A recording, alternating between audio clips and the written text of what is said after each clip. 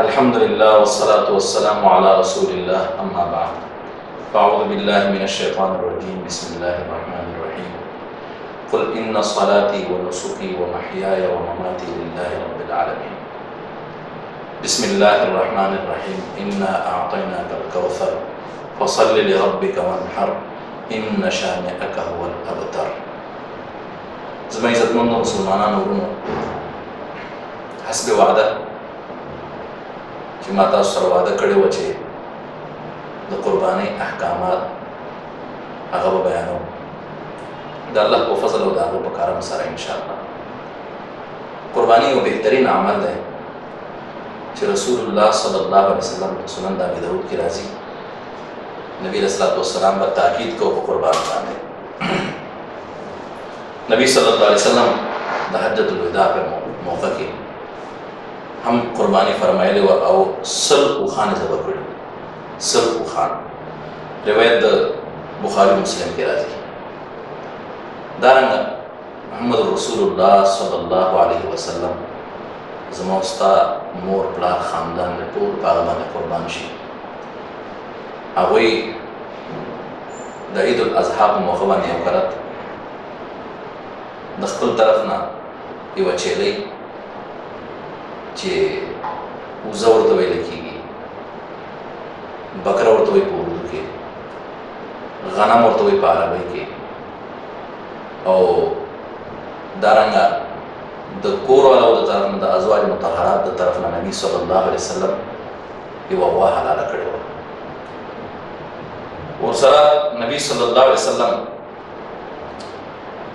د قربانۍ دپاره نصاب نه ده مقرر فرمایلی چې د قربانۍ دپاره نصاب استطاعت ضرور وي، چې دومره پیسې تاسو سره وي چې ستا ګزاره د کور پې چلیږي او د کور د ګزارې نه اضافي خرچه تا سره وي، نو په هغې باندې قرباني کول په مسلمان باندې لازم وي. حدیث کې راځي رسول الله صلی الله علیه وسلم فرمایلي دي، په ابن ماجه کې روایت دی، د الله پیغمبر صلی الله علیه وسلم فرمایي چې باوجود د طاقت چې څوک قرباني نه کوي فلا یقربن مصلانا، زمونږ عیدګاه ته دې نه راځي. یعنی د اختر مونځ دې نه کوي. د داسې انسان د اختر د مونځ څه فایده چې اختر مونځونه کوي او قربانیانې نه کوي. ډېر داسې انسانان شته چې په فضولیاتو کې به ډېرې پیسې لګوي، قرضونه به اخلي، خو چې د قربانۍ وخت راشي یاره جي قرض اخیستل جایز دي که نه، زه غریب یم، ما سره پیسې نشته، او قسمه قسم بهانې به کوي. آیا تا د دنیا د نورو کارونو لپاره قرضونه نه دي اخیستي؟ نو که یو 18,000 روپۍ دی د قربانۍ دپاره واخیستې و، انشاءالله چې الله به درکوي بیرته. دارنګه نبی صلی الله علیه وسلم حدیث کې راځي ترمذي کې چې نبی علیه الصلوۃ والسلام به په سفر کې کله و قربانۍ اختر به ورباندې راغی، سفر کې هم قرباني نه ده پرېښودې. دا ټول فضایل او روایتونه د قربانۍ په متعلق باندې دي.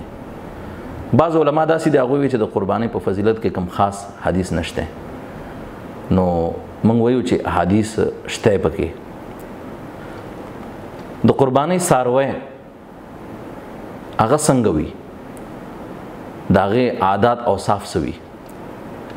حدیث د صحیح مسلم کې راځي، رسول الله صلی الله علیه وسلم فرمایلی دي، جابر رضی الله تعالی عنہ نه حدیث ده، لا تذبحوا الا مسنه، قربانی مکوئ مگر په هغه څاروي باندې چې هغه مسنه وي. مسنه معنا دو غاښیزه وي، هغه دو غاښونه چې د پیو د شیدو غاښونه څاروی هغه وغورځوي او نور دو غاښونه راوخیږي، هغې ته دو غاښی وي په پښتو کې.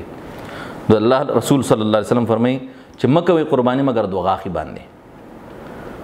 بعض خلک وایي چې مسنې نه مراد 2 کلن نه، 2 کلنۍ قید دا په امت باندې تکلف محض دی، ځکه چې د څارویو تاریخونه به څوک لیکي چې په فلانکي تاریخ باندې پلانکي غوا چې کوم دی پلانکی بچی پیدا کړ، یا هغه به څوک په کمیټۍ کې اندراج کوي، نو دا مشکل ده په امت باندې. نبی رحمت صلی الله علیه وسلم فرمایي الا ان يعسر علیکم، ها کچرته در باندې مشکل شي په منډي کې په منډای کې دوه غاښې نه ملاویږي، بالکل مفقود دي، ختم دي. د الله رسول صلی الله علیه وسلم فرمایي بیا فتذبح جذعة من الضأن، هغه څاروی ذبح کوي چې کم یو کلن وي د ګډ نه، د ګډ یو کلن هغه جایز دی، هغه که دوه غاښې نه وي هم گزاره ور باندې کېږي. دارنګه د قربانۍ د څاروي په باره کې نبی صلی الله علیه وسلم وخت څه ښودلی.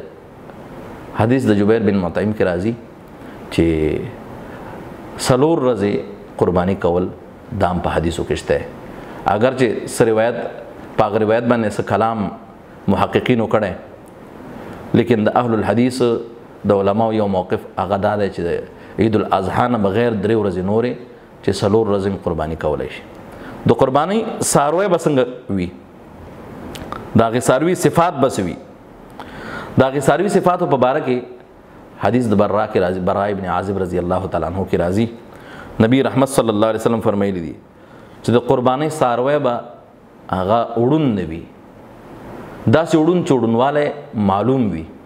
ها که په سترګو کې لږه غوندې کمزوري وي د څاروي په هغې باندې قرباني کېږي، خو بالکل وړون څاروی چې مخې ته ته ګیا ورته وخوځئ را وخوځئ او هغه نه پوهېږي ورباندې.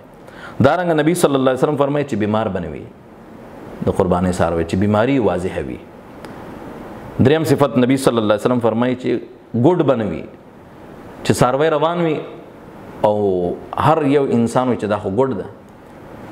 دارنګه نبی صلی الله علیه وسلم فرمایي چې بالکل کمزوری به نه وي، چې دا ډوډۍ اډوکي ټولې ښکاري او بالکل یوه ډانچه غوندې وي، کمزوری.